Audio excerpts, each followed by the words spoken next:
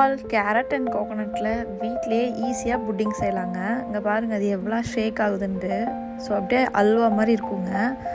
அதுக்கு கேரட்டை வந்து பீல் பண்ணிவிட்டு இந்த மாதிரி குட்டி குட்டியாக கட் பண்ணி ஒரு மிக்ஸி ஜாரில் வந்து கேரட்டு அண்ட் கோகோனட் இது ரெண்டையுமே போட்டுட்டு நல்லா கிரைண்ட் பண்ணி ஒரு டம்ளர் மட்டும் தண்ணி ஊற்றினா போதும். நல்லா கிரைண்ட் பண்ணி எடுத்துக்கணுங்க.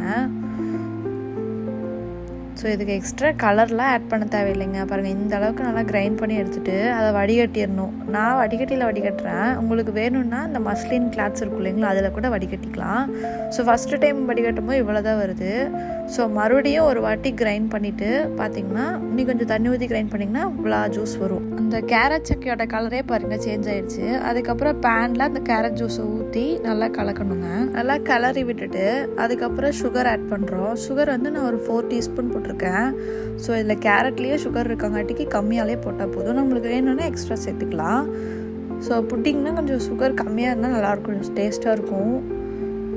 ஸோ நல்லா கலரி விட்டுட்டு சைடில் வந்துட்டு ஒரு பாத்திரத்தில் வந்துட்டு கார்ன்ஃப்ளவர் மாவு 4 டீஸ்பூன் எடுத்து டம்ளரில் தண்ணி ஒரு 1/2 டம்ளர் ஊற்றி நல்லா கட்டிப்படாமல் கலக்கிட்டேன்.